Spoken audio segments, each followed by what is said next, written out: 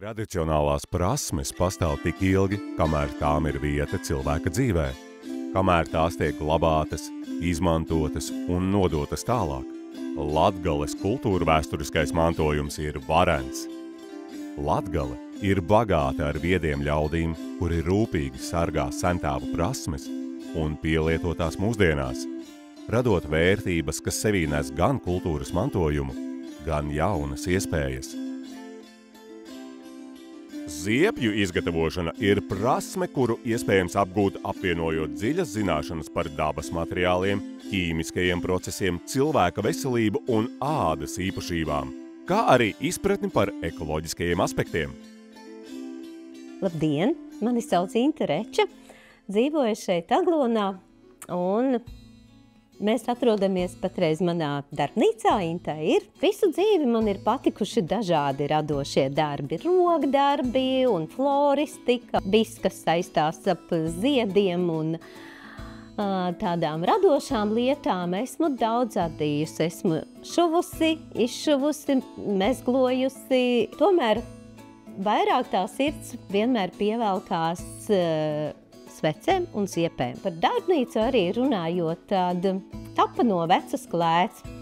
Ilgi lolots tas sapnītis bija un beidzot izlolots un gribējās atjaunot. Šeit top daudz kas, top radošie darbiņi, top ziepes, top sveces, bet praktiski cilvēki nāk atpūsties. Pēdējā laikā es tā skatos, ka arī visiem patīk daudz ko veidot pašiem, un reizē arī to enerģiju tu nodot tam cilvēkam. Un tad, kad viņš jūtās laimīgs, viņš dara savus tādus foršus laimīgus, arī savus apkārt esošos, un ir tā pozitīvā enerģija savā darbā.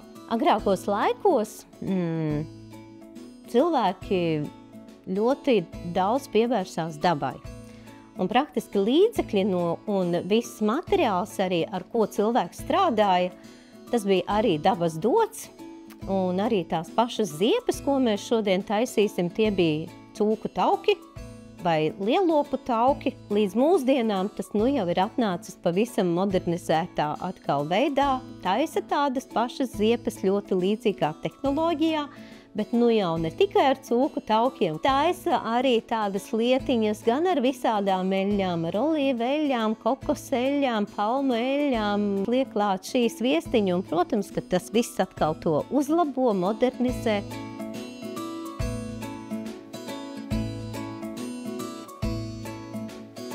Cik varēja atrast, pie manis saglabājies ir tāds senais ziepju gabaliņš, 72% un no gada skaitļiem 1920.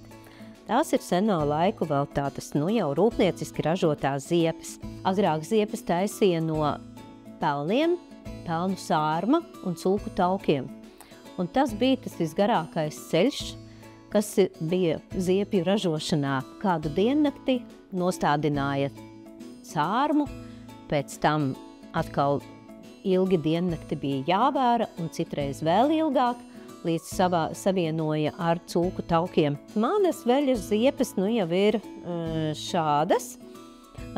Tās ir saimniecības ziepes, kuram klāt ir pievienotas arī sinepju sēkliņas. Piemēram, šīs ir no egļu skujām. Egļu skujas vajag malt gaļas mašīnā, ilgi eļļā nostādināt. Gala rezultātā sanāk šādas skaistas, ļoti aromātiskas egļu skuju ziepes. Protams, arī ir interesantas ziepes ar kumelītēm un kliņģerītēm. Tās ir tā kā bērnu sērija, bet reizē arī viņas ir tādām jūtīgām ādām. Šeit netiek pievienotas nekādas ētriskās eļļas. Laikam ejot, protams, ka parādās jau gatavas ziepju masas, un es izmantoju kristāli dzidrās glicerīna masas un masu uz kāzas piena bāzes. Bagātinam savas ziepes ar augiem, augu dažādiem pulverīšiem, ar miziņām samaltām, kas reizē darbojas kā skrubis, reizē arī ar kafiju kā skrubīti. Vēl tāda interesanta sērija, kuru mēs šodien arī nodemonstrēšu, ir ziedu ziepes. Faktiski tādās ziepītēs viņas izskatās kā ledu iekausētas, kā 3D efektiņā. Visus ziedus vācu pati savos laukos, pati žāvēju, un vēlāk arī tiek izmantoti gan eļļu izvilkumiem priekš vārītajām ziepēm, gan arī šajās ziepītēs, ko mēs tagad taisīsim. Vienas no masām ir kristāla dzidrā ziepju masa, ar ko mēs dabūsim to caurspīdīgumu ziepēs, un otrā ir kāzas piena ziepju masa. Pēdējā laikā es sāku izmantot arī tīri dabīgās. Ir malta ķirbju mīza, piemēram, ir malti apelsīni un mīza, ir sīnepes, ir samaltas egļu skūjas. Var tāpat smalcināt arī tās pašas piparmētras žāvētās vai vērmeli vai vībotni, to visu var iejaukt arī šajās masās. Vēl bagātināt mēs varam arī ar dažādiem māliem. Šeit man, piemēram, ir arī sarkanie māli, kas dod gan nokrāsu tai ziepītei, gan atkal arī savu labumu mīkstinošo efektiņu. Daudz nevajag likt formītē ziedus, lai neveidojas ziedu švammīte, bet gan skaisti izkristalizējas pats ziediņš tur iekšā, dažas piparmētru lapiņas, rūdzu puķes, manas tādas ļoti mīļas. Ziepē gan viņas maina mazliet nokrāsu, paliek tirkīs zilas. Pirmo mēs lejam formītē iekšā kristāla dzidro masu un ļaujam, lai viņa arī sasalst. Un tad, kad būs sasalis, tad liesim virsū balto masu un būs ziepe gatava. Protams, ja vēlamies, mēs pievienosim arī ētriskās eļļas klāt. Mums masa ir izkausēta un nelielu slānīti lejam iekšā. Klāt mums tie ziediņi iekūst iekšā. Ir salst arī pa to laiku, mēs varam ieliet arī ētrisko eļļu. Un pievienosim arī rudzu puķu ziepītēm citrusu tangerīnu. Jā, esam izkausējuši arī balto masu kāzas piena un uzpildam virsū ziepītēm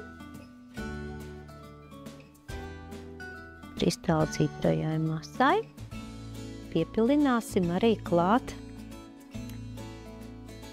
milcēšķi eļļiņu. Tā atkal ir mīkstinošā.